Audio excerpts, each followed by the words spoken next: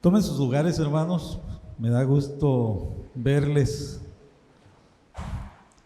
y que hayan aceptado la invitación que se les ha hecho para este tema. Y pues para decirlo de manera bastante simple y que vayamos entendiendo de lo que se trata, la palabra tánatos es la palabra griega que significa muerte, ¿sí? Y cuando se habla de tanatología, pues se trata de todo aquello que tiene que ver con la muerte, como acompañar a un moribundo o aconsejar a los que pierden a un ser querido. Y el tema, no sé si por eso mandó o mencionó la hermana la pandemia, pero ha venido bastante apropiado en términos de que mucha gente no estaba preparada para estas cosas, ni para partir de este mundo, ni para ver partir a alguien. Hay muchas historias dolorosas, trágicas. Yo todavía sigo viendo en el Facebook los mensajes de algunas personas que todavía están en ese proceso de superar una situación que no esperaban, y son hermanos en la fe. De manera que estamos hablando de un tema bastante delicado, sensible, y sin embargo que no escapa a lo que la palabra de Dios tiene que decirnos a nosotros. Y el tema que me pidieron en esta ocasión es la consejería en este tipo de casos. Y obviamente esto es muy amplio, esto es un curso prácticamente lo que hay que tomar para eso, ¿no? Aquí vamos a dar simplemente pinceladas de qué es lo que está en juego y qué es lo que podemos hacer en determinados casos en los que ni siquiera nosotros tenemos las palabras, las emociones para enfrentar el dolor de otra persona. Entonces, no vamos a hablar de todo lo que se pudiera decir, ni soy experto en la materia, tampoco me han puesto a estudiar las hermanas realmente, ¿no? Muchas veces nosotros nos hemos dirigido en este tipo de circunstancias más por experiencia, por el conocimiento de las personas, pero más de una vez hemos dicho las palabras equivocadas, o hemos hablado cuando no debimos hacerlo, ¿sí? O hemos tomado de manera indiferente el dolor de los hermanos. Y aquí lo que se trata, hermanos, es de averiguar qué dice la Biblia, de adquirir una perspectiva bíblica, y en este caso no tanto de los que están enfrentando la posibilidad de partir de este mundo, sino el aconsejamiento a aquellos que han sufrido una separación, que todavía tal vez estén luchando con esos sentimientos. Y a eso es lo que nos vamos a enfocar en esta mañana. Y cuando hablamos de la Biblia en este panorama, no negamos que hay ramas, la tanatología es toda una ciencia y tiene sus herramientas, sus recursos, y pueden ser útiles en algún momento dado. Pero creemos que al no ofrecer una esperanza futura, al no considerar las promesas que la Biblia tiene para sus hijos, va a ser incompleta, ¿sí? Y muchas veces demasiado humanista, es decir, enfocado más en nosotros y no en la gloria de Dios en medio de estas circunstancias. Pero vamos a pasar por allí, como les dije, ¿no? Vamos a tocar algo de esto. Y fíjense cómo comienza la Biblia en Génesis 1:1. Se lo saben de memoria, ¿verdad? porque no saben Biblia, ¿cómo van a aconsejar, no? En el principio, muy bien. ¿Y saben cómo termina? Génesis. ¿Cómo termina? A ver, búsquenlo. El último versículo, miren cómo termina ese maravilloso libro que nos confronta con un Dios todopoderoso, bueno, santo, que hace este maravilloso mundo para su gloria. Pero miren cómo termina el capítulo 50, ¿verdad? 50, 26. Por cierto, acá no veo nada. Todavía no hay.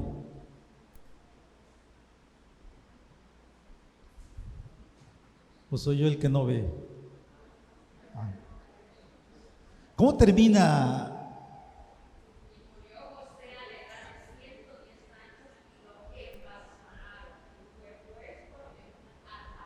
¿Cuál es la última palabra? Un ataúd. Y la primera, que realmente en hebreo es una sola palabra, y murió. Aquí tenemos una realidad que no existía en el capítulo 1. ¿Sí? Es decir, hablamos de un mundo maravilloso que no fue diseñado para recibir en la tierra nuestros cuerpos. Estamos hablando de una realidad que entra a partir del capítulo 13 y de ahí en adelante, en toda la Biblia, no va a haber un capítulo que no haga alguna referencia al dolor, a la muerte, a la realidad del mundo en que vivimos. Y debemos darle gracias a Dios por eso, porque pudiéramos pensar, pero qué negativa es la Biblia. ¿Por qué no nos presenta mejor un mensaje de esos optimistas, positivos, que nos levanten el ánimo? Porque la vida no es así, ¿sí? Y la Biblia es realista para mostrarnos la vida tal como es, ¿sí? Va a haber un momento allá en Apocalipsis, cuando termine, que dice que ya no habrá muerte, dolor, lágrimas. Pero mientras tanto, mientras estamos pasando por todo esto, el contexto en que la Biblia se presenta es ese. Pero aquí viene lo maravilloso. Vean lo que dice el libro de Corintios, Segunda de Corintios 1, 3 al 5. ¿Lo pueden leer, por favor, para que no se me duerman?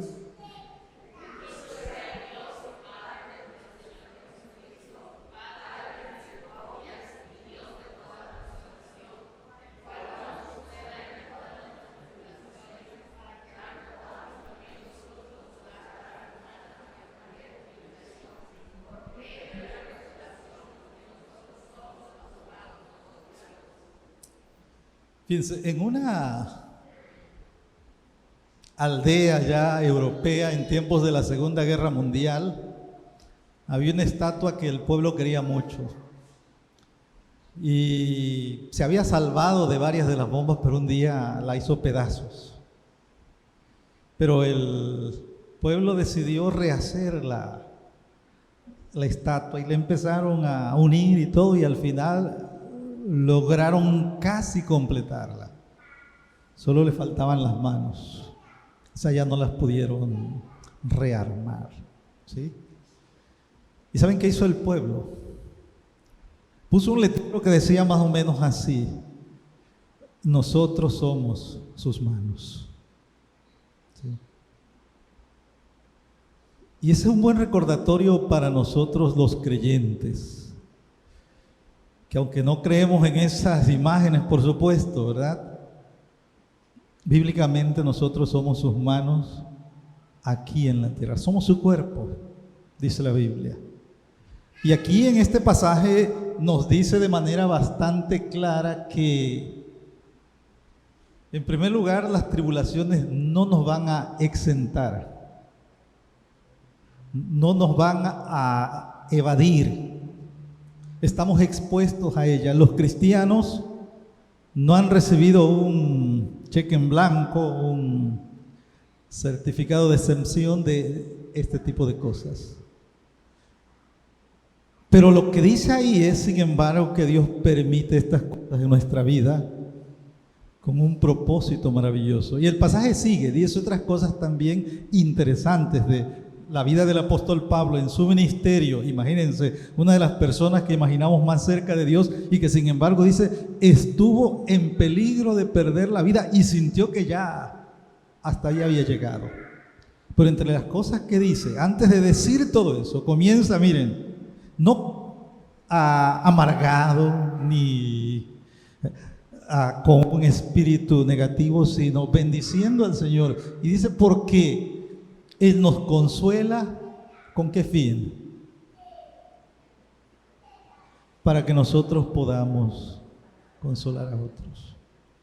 No quiere decir que usted tiene que pasar necesariamente por eso, pero ¿quién siente una mayor empatía, una mayor cercanía a lo que la otra persona está pasando, sino aquella que ha experimentado ese valle, que ha caminado por ese sendero antes? Y este pasaje nos recuerda entonces, hermanos, que usted y yo tenemos que ser instrumentos de Dios,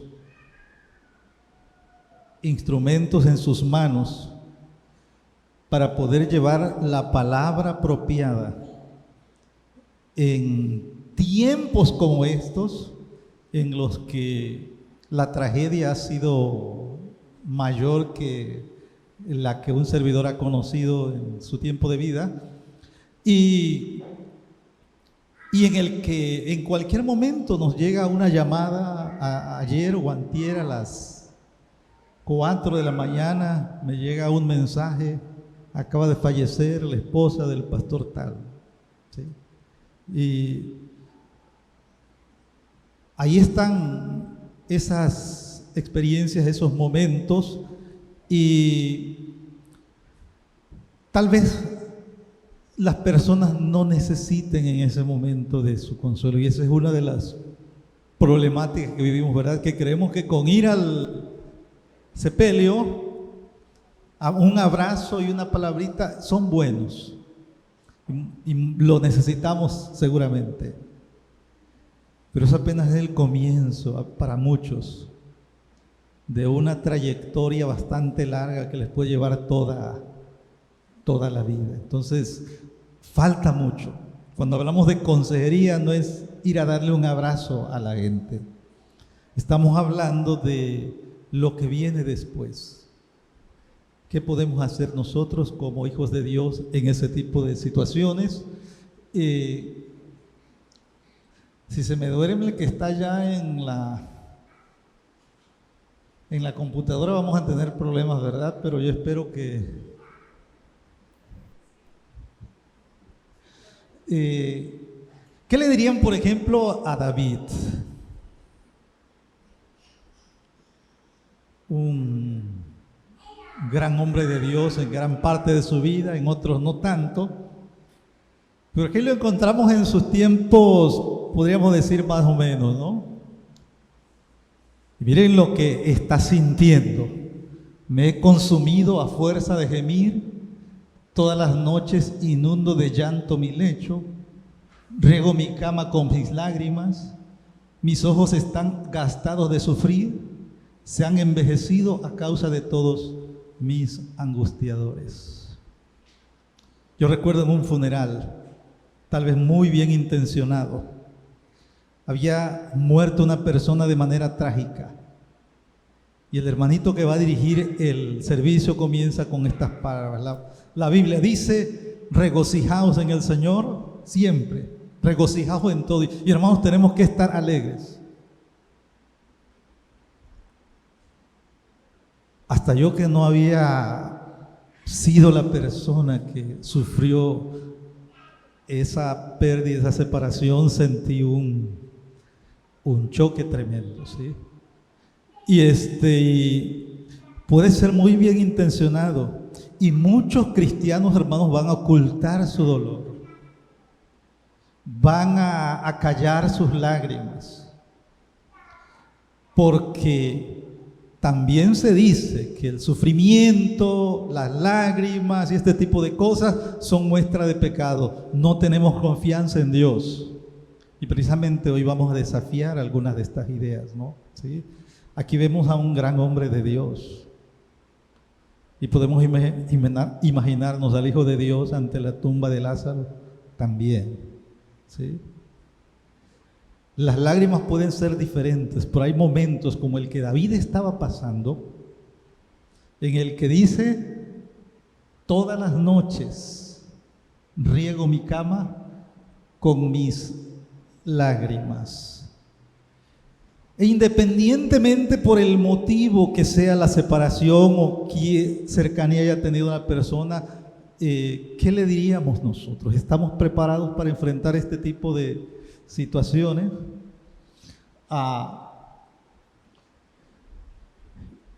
Y nosotros, sin embargo, tenemos un gran aliado como cristianos al enfrentar este tipo de situaciones, sea de manera personal o sea al aconsejar a otros. Tenemos preciosas promesas, y que si alguien está de nuestro lado en ese momento es nuestro Dios. ¿Pueden leer ustedes, hermanos, esos versículos? ¿Cómo dicen?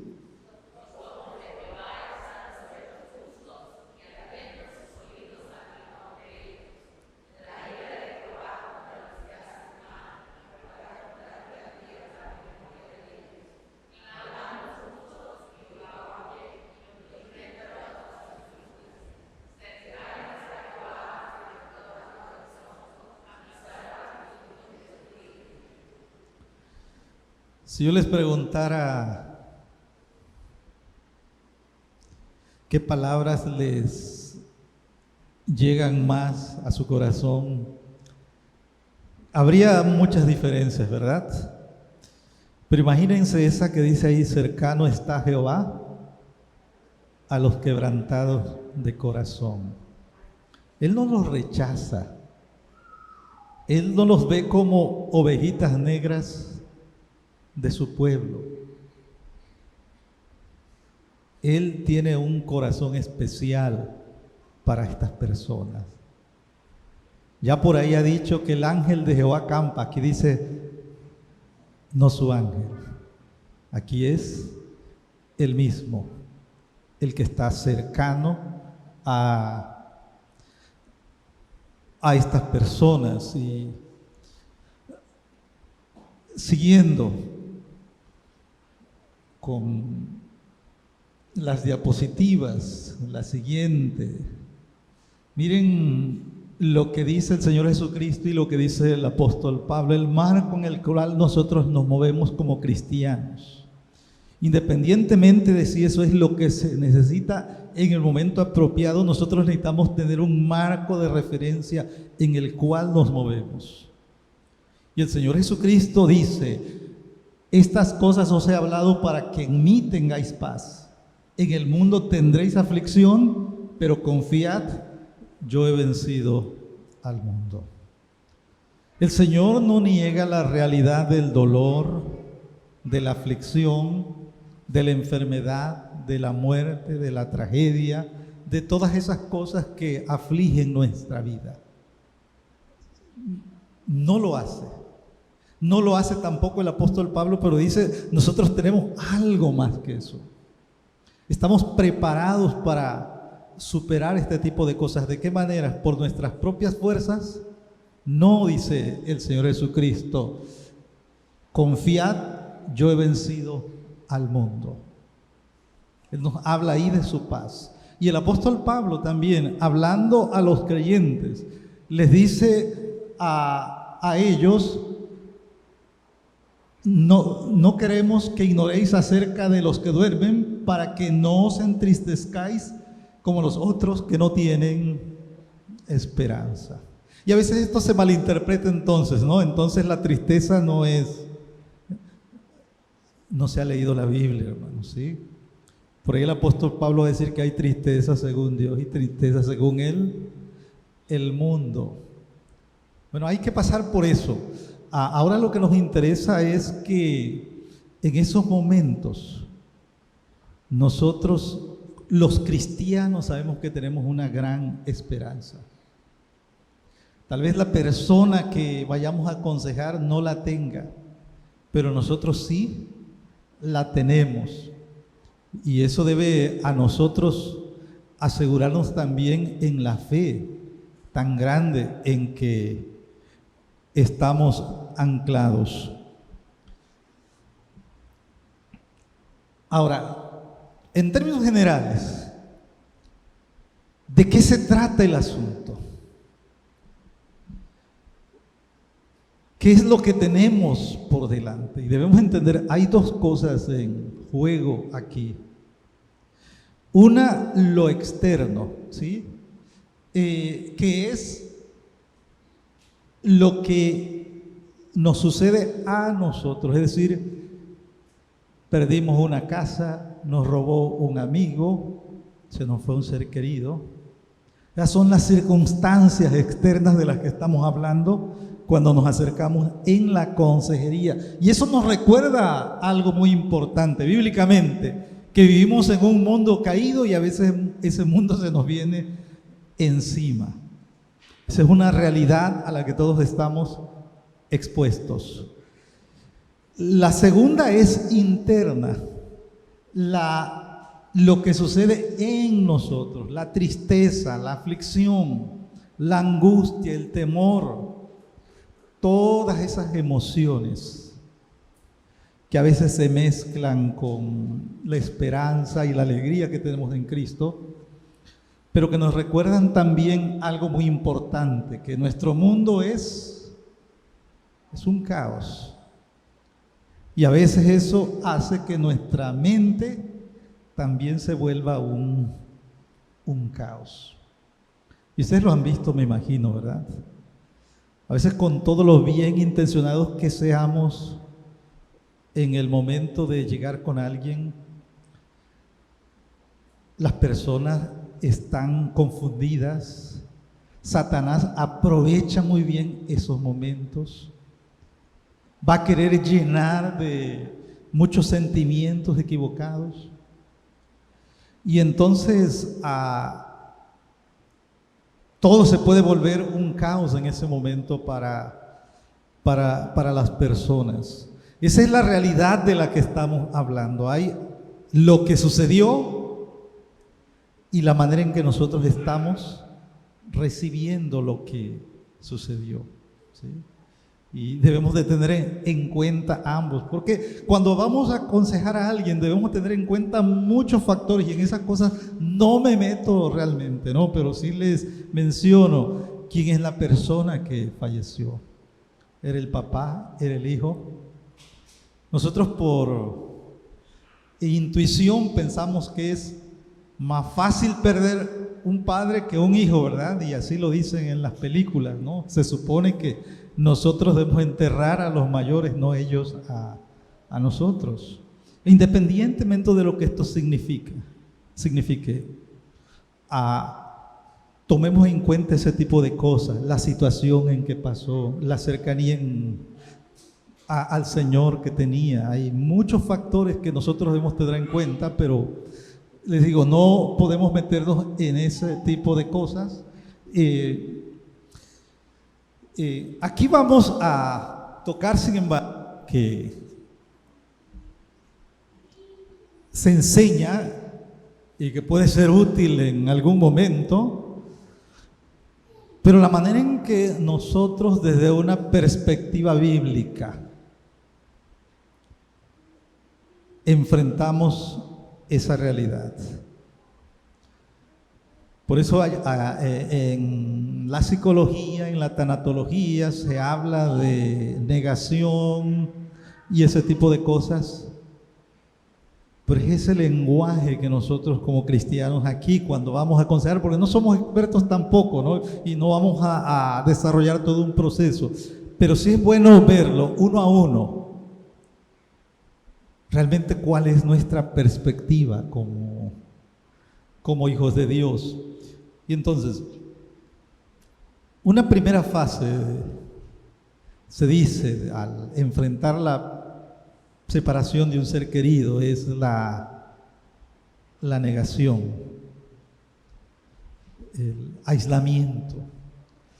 Y nosotros como cristianos, más que la negación, hermanos,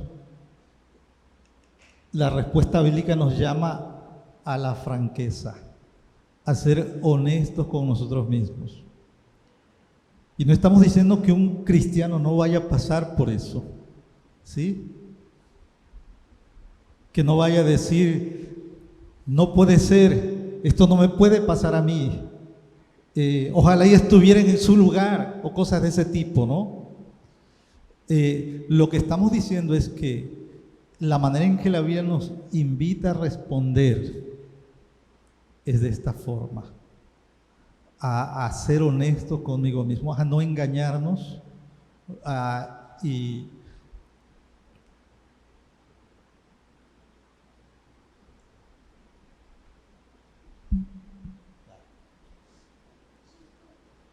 miren lo que dice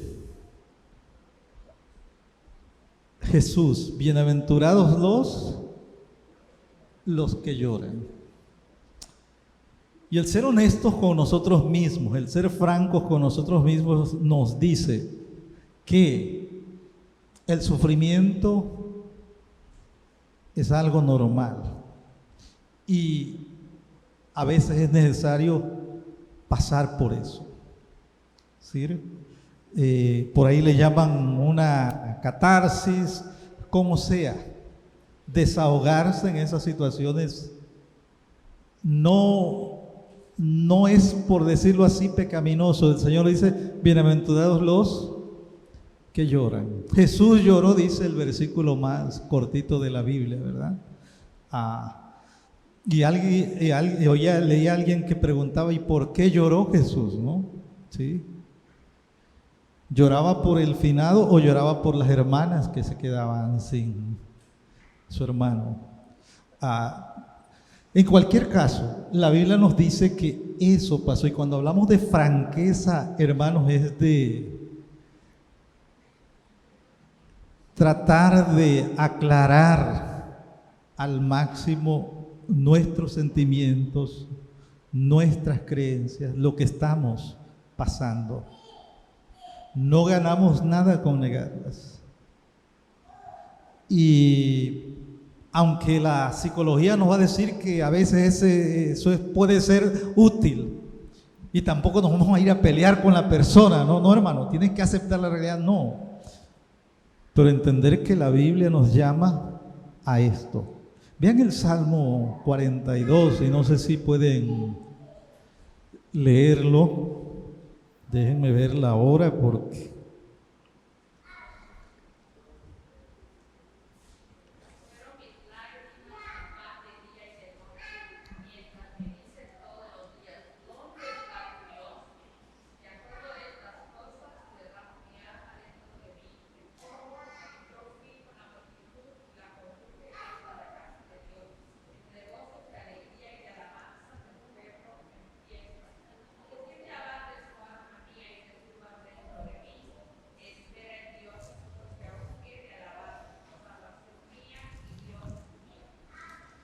fíjense que este es uno de los salmos más versionados en la Biblia.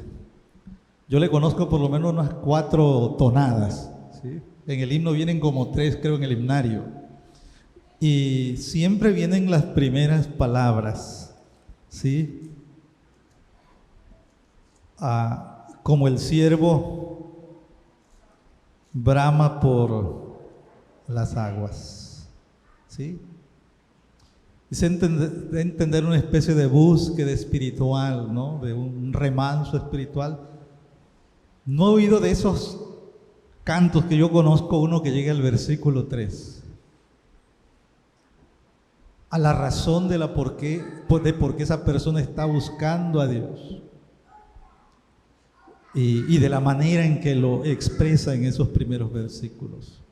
Pero aquí lo tenemos. Esta es una persona, no está ahí, totalmente afligida, que está viviendo la ausencia de Dios y no sabemos exactamente cuál era su experiencia. Ese es uno de los problemas de este salmo. Lo que sí sabemos es que en un tiempo estuvo en la iglesia trabajando y ahora dice, él quisiera volver ahí.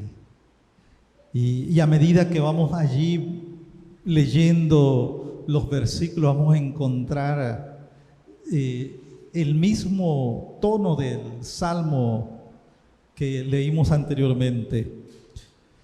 Entonces, el llamado bíblico es a ser honestos, francos con lo que estamos experimentando y a verbalizarlo, ¿sí? No tenemos tampoco que negar lo que el corazón siente. La segunda etapa, por lo general, se dice es la ira, resentimiento. Esa es la segunda etapa. ¿Qué nos dice la Biblia en este tipo de situaciones? Tal vez a algunos les sorprenda y vayan a pensar que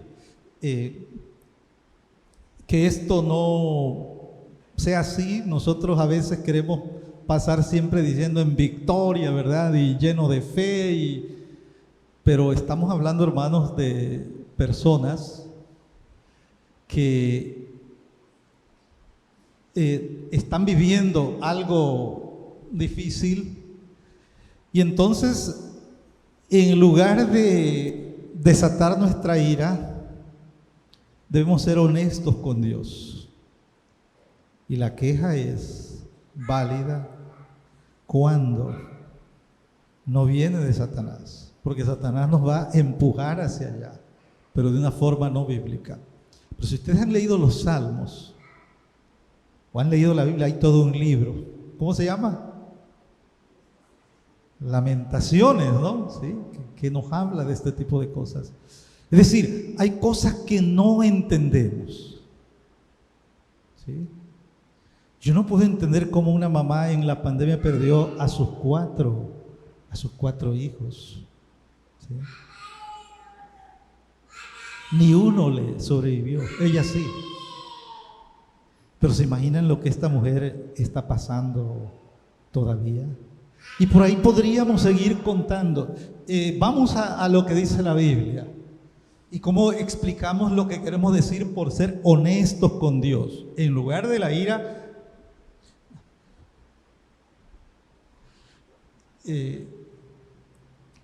nosotros debemos movernos de la ira destructiva a la honestidad constructiva con Dios. ¿Y quién más que Job? ¿Sí? Vean ese pasaje a Job 33, 23 al 26. Miren, aquí nos lo ponen ya excelente, eso me gusta. Síguele a ver si este es el pasaje, no sea que...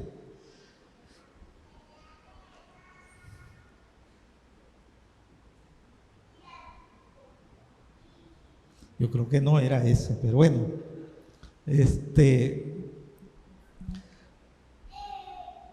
Hay muchos pasajes donde encontramos al salmista preguntando ¿por qué, oh Dios? ¿Sí? ¿Hasta cuándo? ¿Sí? Y eso se llama honestidad con Dios. Lo hizo el profeta Habacuc, lo hizo Job. Es muy común en la palabra de Dios. Seguimos.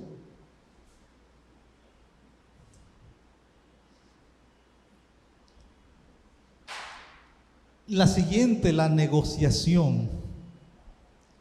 Y este es un punto bastante delicado, porque aquí estamos hablando ya no de la negociación con nosotros mismos, con la gente, sino de lo que mucha gente hace, una especie de negociación con Dios. Es muy delicado, ¿eh? Yo me he encontrado con personas que cuando un ser querido fallece y fallece lejos de Dios, ellos se empiezan a acercar más a Dios con la esperanza de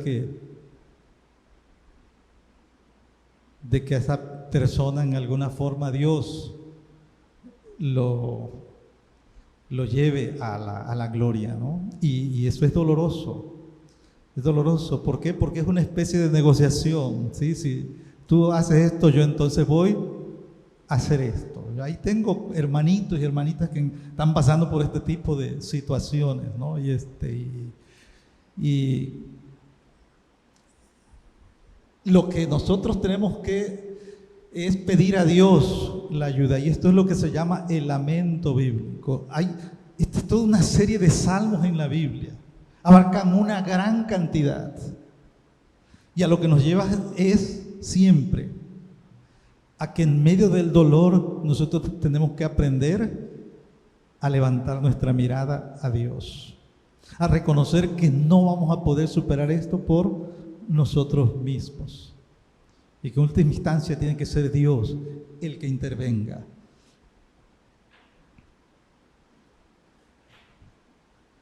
En esta era lamento, ¿verdad? Yo me rindo a ti, decimos. ¿Por qué? Porque en lugar de ponernos a negociar, debemos invocar y clamar a Dios. Aquí sí el Salmo estaba bien, ese es el que les leímos hace unos momentos, y que nos hablan precisamente de que Dios está cercano a los que le invocan también. Seguimos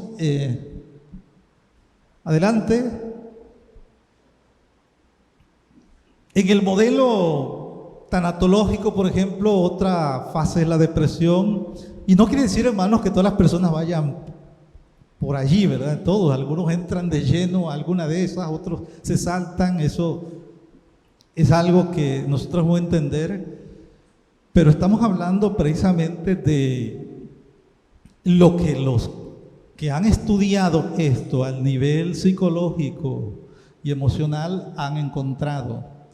Y una de las cuestiones que se presentan es precisamente el llegar a este punto de dolor, de aflicción, al grado de entrar en depresión. Al principio de la pandemia,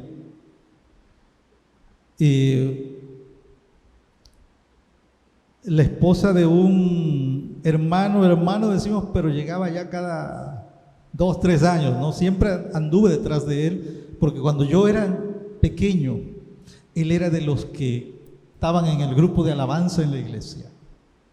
Y cuando llegué a ser pastor, yo traté de hacer algo, pero dije, no puede ser, fue de los que me dirigieron en la alabanza y ahora anda ya dirigiendo, porque tenía su grupo musical allá, y sí llegaba de repente, ¿no? Se le muere la esposa. A los 15 días fallece él. Una depresión intensa. No superó, ¿sí? Y no fue por la pandemia, fue simplemente por otra enfermedad. A diferencia, hermanos, de esto, la Biblia nos debe cambiar aquí ya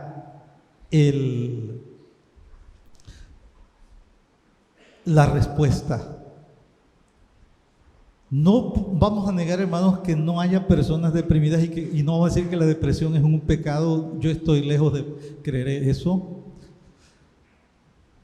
Pero que cuando Dios está obrando y nosotros estamos buscándole, como lo hemos mencionado, nosotros creemos que Dios va a traer el consuelo, el aliento, el confort a nuestra vida.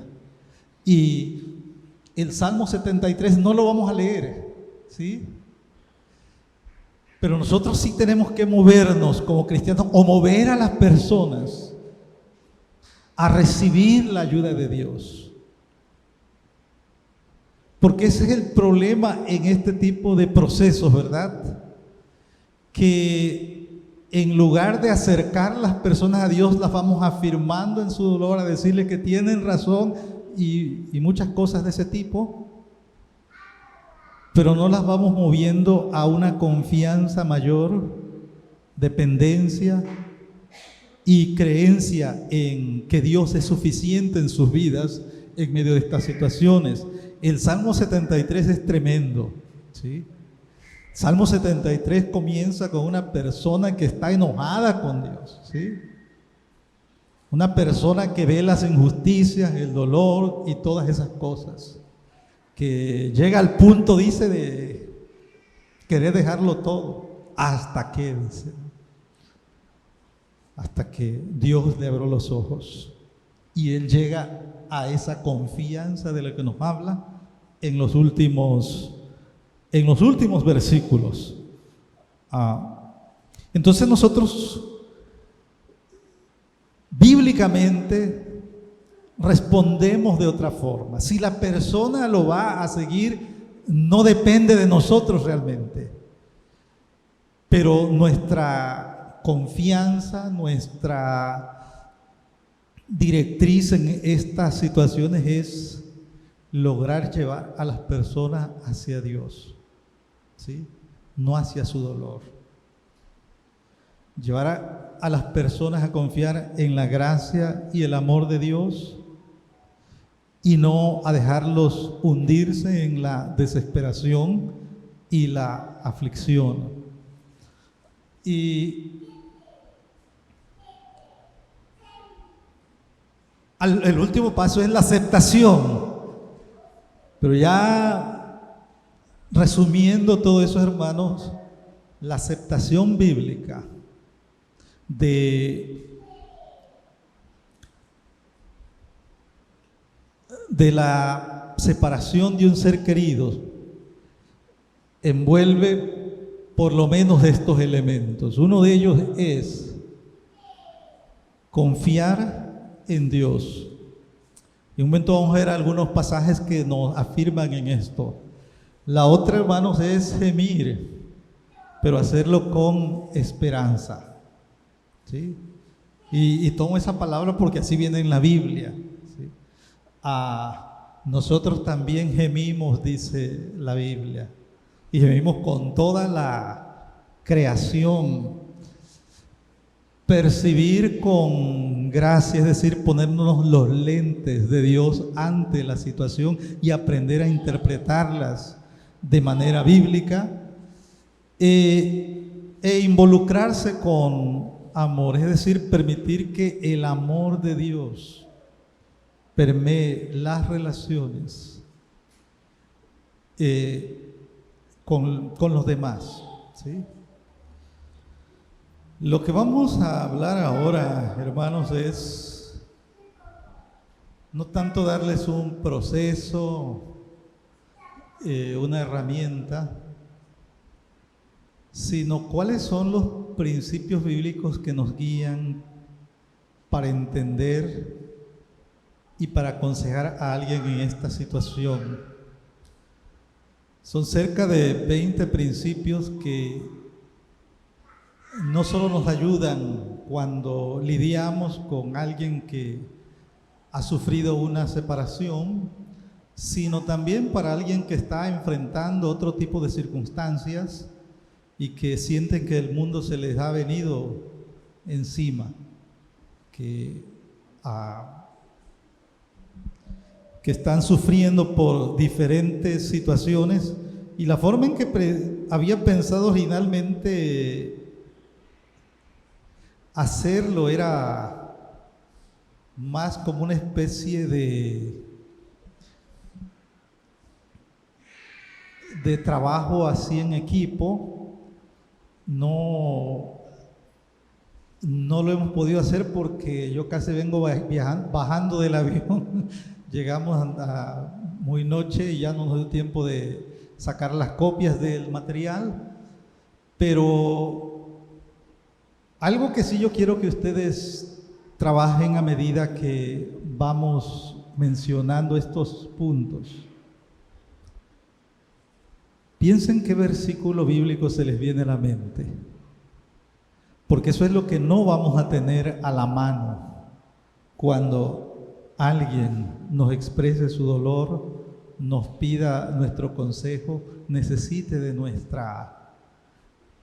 aliento.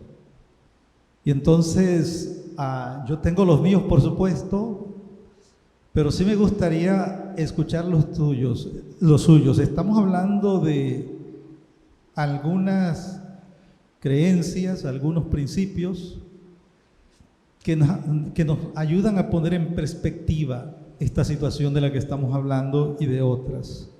Y la primera que tenemos es que esa persona que está pasando por esto necesita recordar que Dios tiene un propósito para su vida, independientemente de su edad. Está ahí, ¿verdad?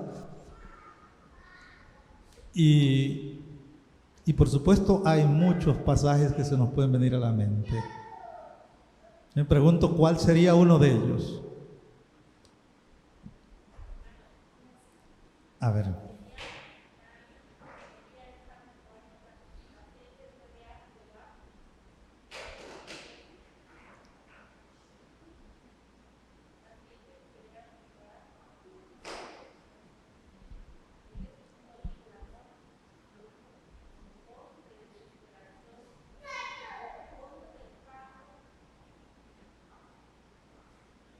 Nosotros le esperamos pacientemente también, hermanita.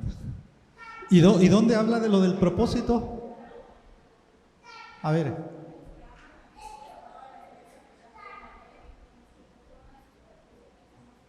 Sí, ese es el que yo tengo aquí, me lo copió. Sí, ese es uno de los primeros que se nos viene a la mente. Conozco el Salmo, conozco otros que hablan, salmos que hablan también que Jehová cumplirá su propósito en mí. Nosotros debemos recordar eso porque si hay algo que se enfrenta en momentos como esos es que la vida se ha acabado, ¿no? Que ya todo terminó y que ya no vale la pena vivir. Y nosotros tenemos que tener en mente siempre eso, hermanos. Independientemente de si fue la separación de un ser querido, Dios tiene un propósito para todos nosotros, y no importa la edad en que estemos. Aun si ya tenemos edad avanzada, Dios tiene un propósito para nosotros. ¿Algún otro versículo por acá?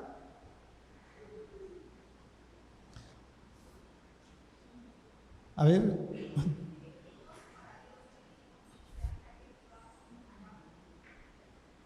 Así es.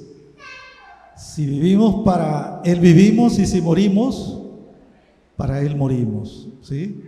El problema es que casi siempre que escucho ese versículo, lo escucho cuando muere alguien, ¿sí?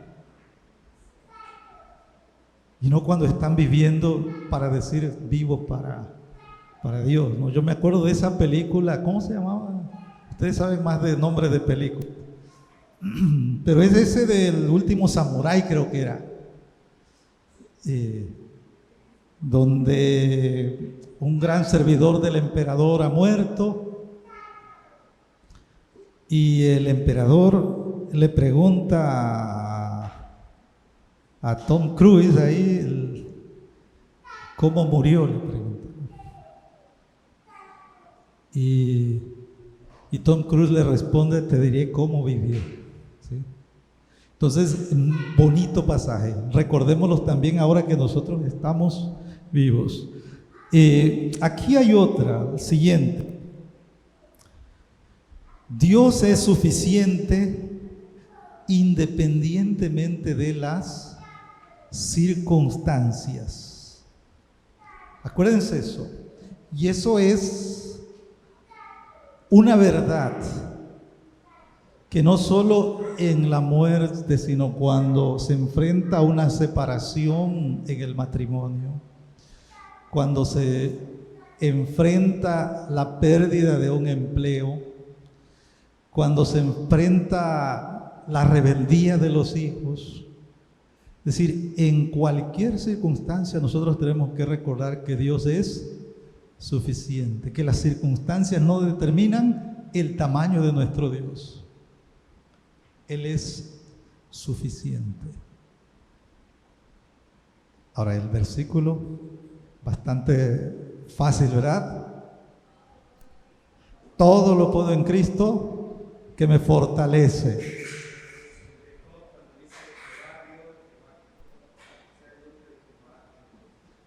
Ajá. ¿Quién lo dijo eso? Job, ¿sí? Job, que perdió mucho más de lo que nosotros hemos perdido en algún momento quizá. ¿Sí?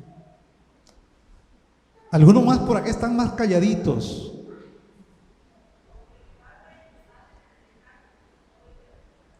Con todo Jehová me recogerá. A mí se me viene a la mente también 2 Corintios 2:9. Claro, yo tuve más tiempo, pero de hecho muchos de estos versículos son apropiados dependiendo de la situación, ¿eh? Por eso uno debe saber, no nada más un versículo, ¿verdad? Porque a veces nuestra consejería depende del Salmo 23, de 4 o 5 versículos, y no, por eso la Biblia tiene tantos. ¿Qué dice 2 Corintios? Donde dice, bástate mi gracia, porque mi poder se perfecciona en la debilidad. El apóstol Pablo habla allí de ese aguijón en la carne y le oró al Señor y el Señor le dijo, no. Y leía a un escritor que decía, el Señor prefiere que vayamos rengueando, dice, a que vayamos pavoneando. Muy bonito. Así que Dios es suficiente, es una verdad que tenemos que recordar. ¿Por qué? Porque mucha gente en esas circunstancias cree, ya no puedo más, no voy a poder soportar esto. Tenemos que tener nosotros eso en mente. Esto es lo que la Biblia dice. La tercera es que tu identidad tiene que venir solo de Dios.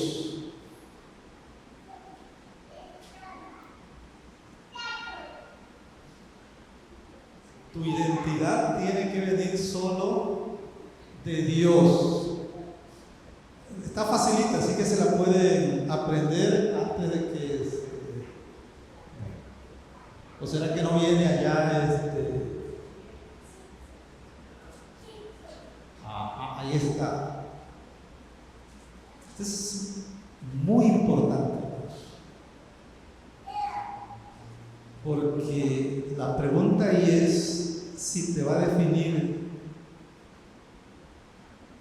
la tragedia o te va a definir el Dios que tú tienes. Como seres humanos estamos tentados a definirnos por nuestros fracasos, por nuestras experiencias o también por nuestros éxitos. Pero la Biblia nos llama a nosotros a definirnos por el Dios que nosotros tenemos. Dios te invita a ti a no verte como el divorciado, el viudo, etcétera. No. Nuestra identidad está escondida en Jesucristo. Y esto lo debe saber la persona que aconseja y la persona a la que nosotros aconsejamos. Dios quiere tu yo real. Dios quiere la persona con lo que está sintiendo, con lo que está viviendo, no a una persona que intente evadir, negar lo que está viviendo. Y esto es muy, muy importante, hermanos, porque en la iglesia cristiana hay los dos extremos. Hay los triunfalistas y hay los pesimistas. Los triunfalistas que, aunque uno vea que les está yendo mal, van a decir que están en victoria, y los pesimistas que todo lo ven negativo. en derrota y ese tipo de cosas.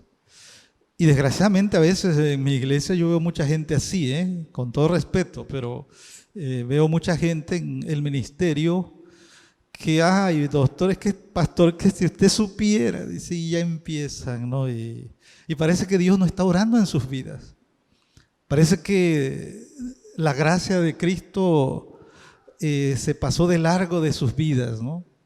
Y ese Dios tan grande y maravilloso que nosotros tenemos no aparece en sus testimonios, en sus relatos, y es doloroso, ¿no? Es doloroso porque Dios quiere nuestro yo real. Dios quiere a la persona con sus sentimientos, sus creencias, porque a partir de ahí Él nos va a transformar en algo todavía mejor y mayor. Vamos a seguir. Dios quiere tu confianza, no necesariamente tu entendimiento. Esto es tremendo, porque hay un pasaje que lo dice casi así, casi así. Y esto lo decimos porque hay muchas personas que pueden recitarle muchos versículos, pero solamente aquí. Pero acá no está. Y es parte de ser buen cristiano a veces, ¿verdad?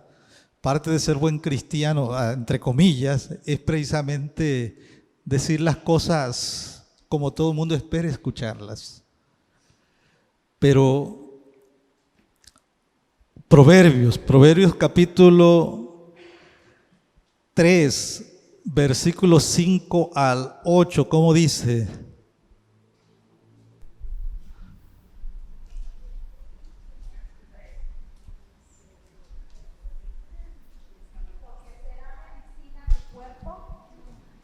Gracias. Porque será, ahí el 3, ¿verdad? No, ¿cuál? No. Fíjate. 3 del 5 al 8 dice, fíate de Jehová de todo tu corazón y no te apoyes en tu propia prudencia. Reconócelo en todos tus caminos y Él enderezará tus veredas. No seas sabio en tu propia opinión. Teme a Jehová y apártate del mal, porque será medicina a tu cuerpo y refrigerio para tus huesos. ¿Hasta ahí? Gracias. Fíate de Jehová de todo tu corazón. Y eso, cuando mencionó la medicina anteriormente, me acordé de lo que leía también de un doctor que estuvo tratando a una persona de cáncer, pero después de 3 intentos, el cáncer, en lugar de irse empequeñeciendo, siguió creciendo. Y entonces él sintió que era el momento de decirle la verdad a la persona, ¿no? ¿Sí? Y cuando llegó allí, le dijo a la señora que pues había sido bastante tiempo, pero que no tenía ninguna medicina para ella. Y la señora le contestó, le dice, no es cierto, doctor. Sí tiene una medicina muy grande. Su amistad en ese tiempo, dice, ha sido maravillosa para mí. Eso es tremendo, hermanos, porque nosotros vamos a encontrar situaciones parecidas en las que a veces las palabras y los gestos y todo no van a ser suficientes, pero la amistad, el acompañamiento y todo eso va a ser mucho mayor. Y en este caso lo que Dios nos pide es la confianza, no necesariamente el entendimiento, no simplemente que lo sepamos de memoria y podamos recitar. Yo me he encontrado hermanos que me pueden repetir la Biblia, pero que en el corazón tienen toda una turbulencia tremenda. La siguiente. Un corazón afligido vale la pena que experimente el intenso amor que le precede. Y esto es importante, hermanos. A veces nosotros nos enfocamos en lo que ha sucedido y no en todo lo que hemos vivido anteriormente, como hablaba yo de ahí de la canción, ¿verdad? De la película. Y ahí es donde yo creo que entra la experiencia de Jesús allá con Lázaro en la tumba. ¿Se acuerdan que dice ese capítulo de la relación de Jesús con esta familia? Dice, y amaba a Jesús, a María, a Marta y a Lázaro. Y lo repite como 3 veces allí. Y es bonito saberlo, ¿no? Porque a veces en la pérdida se olvida todo lo bueno que nosotros hemos vivido. El dolor nos lleva a sepultar tantas experiencias bonitas. Y eso es lo que queremos decir aquí. Si estamos sufriendo es porque duele perder a alguien que tanto se ha amado, ¿no? Otra más es que nuestro propósito, hermanos, no muere con nuestros seres queridos. ¿Sí? Y eso es lo maravilloso de ser hijos de Dios,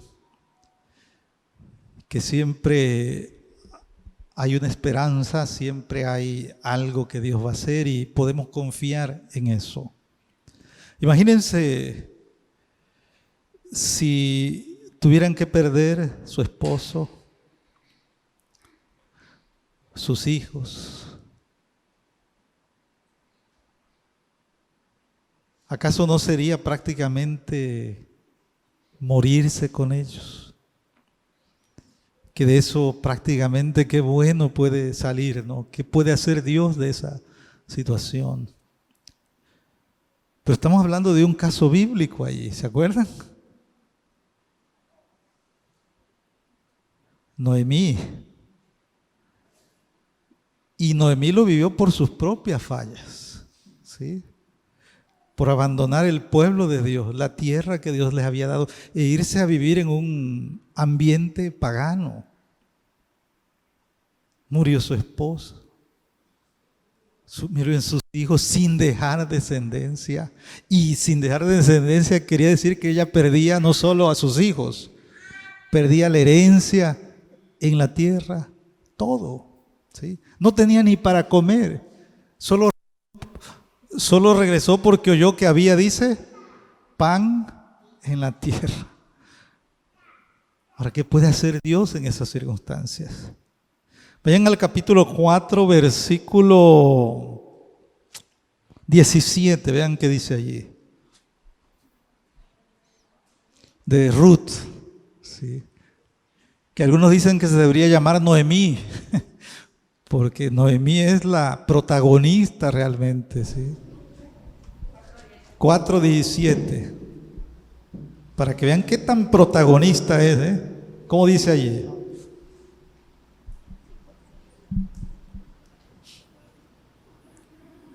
Y le dieron nombre las vecinas diciendo, le ha nacido un hijo a Noemí y lo llamaron Obed. Este es padre de Isaí, padre de David. ¿Vieron cómo dice allí? Le ha nacido un hijo a... ¿Y quién había dado a luz? Ruth. Pero cuando dice ahí le ha nacido un hijo a Noemí es porque toda su vida ha sido rehecha. Todo su linaje ha sido renovado. Y ahí menciona a David, pero nosotros también vemos más allá, ¿verdad? A Jesús. Entonces, es importante, no va a suceder algo así quizá en la vida de las personas, pero es importante que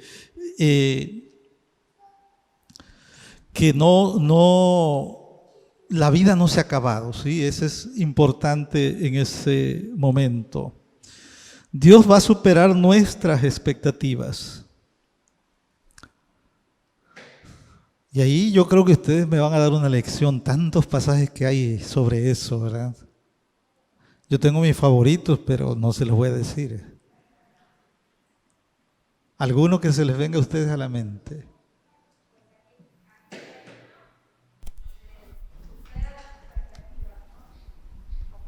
Como comenta, dice, porque este Dios es Dios nuestro eternamente y para siempre. Él nos guiará aún más allá de la muerte. Amén. Amén. ¿Alguno más? A ver, hermano. Dios cumplirá su propósito en mí, porque creo que el ser querido que ya se fue, pues ya el Señor cumplió su propósito en él. Entonces no debemos morir con ellos, sino esperar que el Señor cumpla su propósito en nosotros y que el día que nos llame es porque ya lo cumplimos. Muy bien. ¿Alguno más?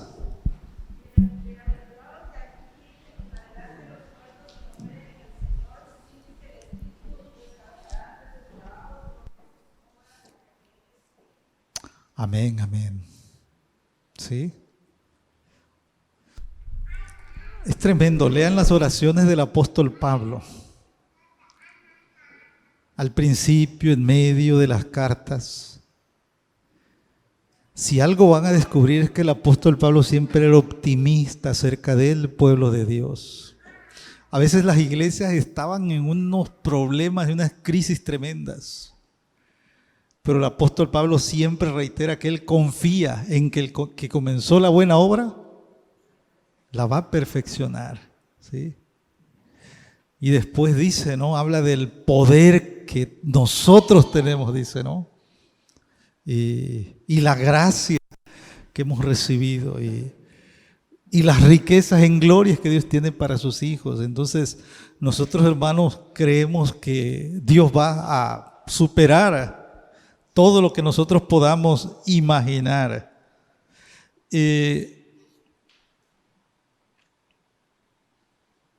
Vamos a ir rapidito ya. El verdadero gozo viene solo de Dios y eso todos lo creemos, ¿verdad? Filipenses 4, ¿se acuerdan qué dice sobre el gozo? Regocijaos en el Señor.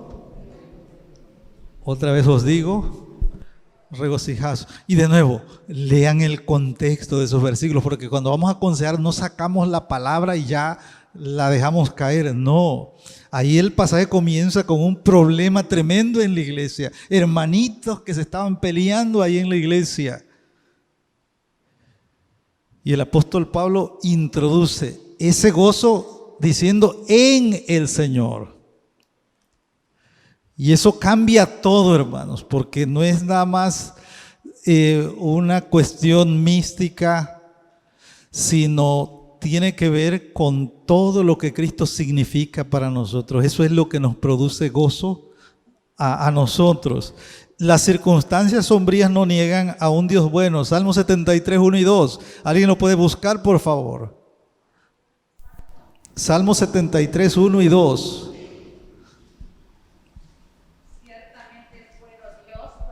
Israel, para con los limpios de corazón. En cuanto a mí, casi se deslizaron mis pies, por poco resbalaron mis pasos.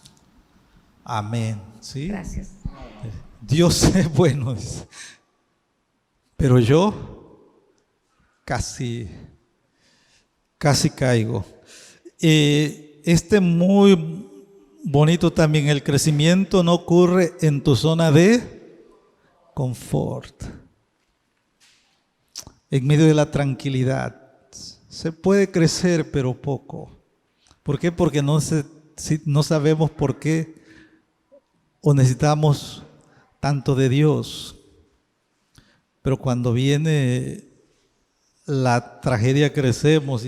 Y los ejemplos en la Biblia abundan, Vean a Jonás, por ejemplo, ¿no? Mientras era el gran profeta en su tierra, nada de problema, pero nada más Dios lo llamó a algo peligroso y ahí no, ¿sí? Tus circunstancias no reflejan el amor de Dios por ti. Lo decimos en el sentido de lo que nosotros sentimos. Cuando un chiquito nosotros lo regañamos, lo castigamos, ¿qué nos dice?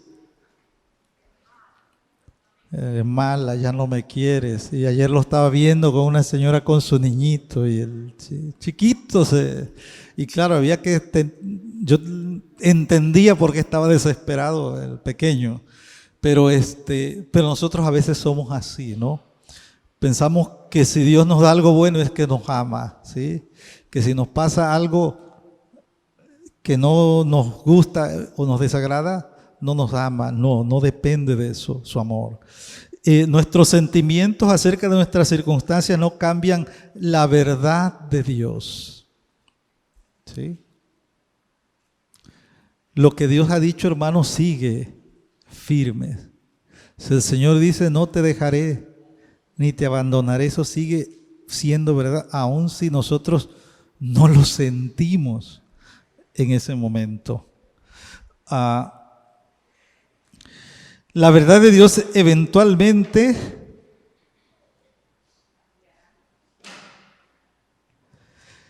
cambiará nuestros sentimientos. Por eso me gustaba el pasaje que leyó la hermana. La palabra de Dios al final es la que va a hacer esa obra, no nosotros. Es maravilloso.